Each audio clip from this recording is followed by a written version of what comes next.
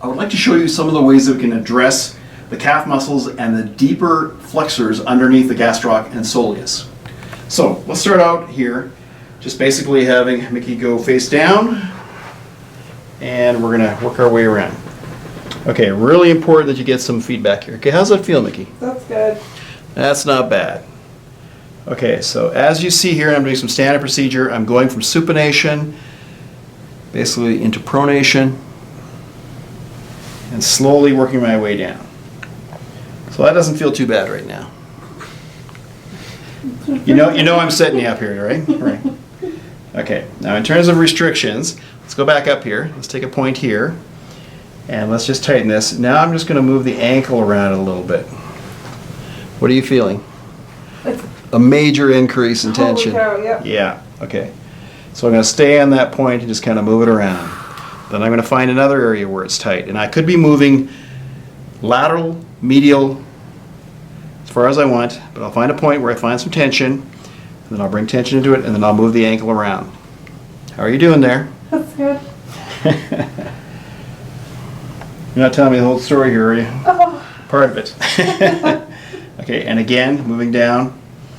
But this really increases your ability to break up restrictions, because when we think of the fiber orientation, and then we consider that we're locking off the tissue, and if we move the ankle, it's like creating torsion within the fibers themselves, or the fascicles, the spindles in there, and it'll start to free up.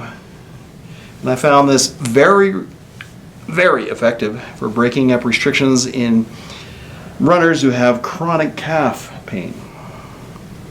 You hanging out okay there? That's you much okay? better now, okay, yeah. good. Not nearly as bad as it was. No. I'm still pushing just as hard. Good. Okay, now let's get into some of the deeper structures. Come on up here. So those deeper structures being the flexors, so the flexor hallucis longus, we're talking the tibialis posterior, and we're talking the flexor digitorum longus. Now, for a lot of people, you'll find lateral restrictions, and we start getting on to the flexor hallucis longus. It's a really interesting muscle, and then it comes down and actually goes underneath the Achilles tendon, crosses over. Okay, I'm going to start working my way around and do a very similar thing. Okay, being in this position allows you to actually loosen up the calf muscle so you can get underneath there. Are you okay there? Yeah. Okay, get in there a little bit and bring it in. Feel that one quite a bit? Yes. Okay. So I'm actually going to go a little bit more lateral. Oh, right there. Right there. So we'll just stay there for a second.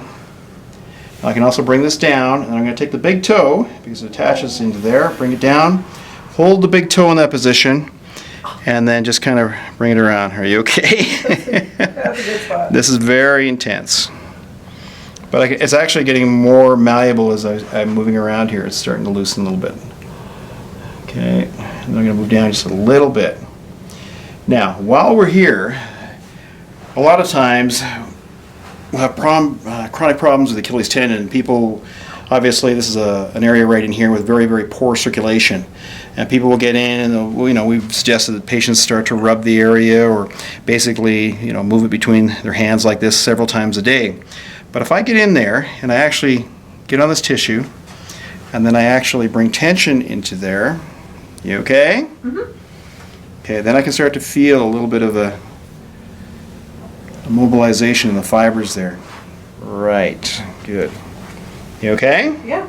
Okay, I'm going to go right above there, elbow, bring that down. Doing okay? Yeah, it's actually a lot better now. Okay, good. But what you want to do is get around the Achilles and not push it too hard, but grasp it so you get a little bit of tension, and then take it around. Good. And again, I found that a lot of chronic issues resolve a lot faster if we use some of these ankle mobility techniques at the same time we're doing some of the standard pin and stretch procedures. Just make sure, again, if you're addressing some of the deep structures, that you get the patient in the right position. If they're laying flat down, you actually won't be able to access them that well through the gastrocnemius and soleus. So very, very effective procedures.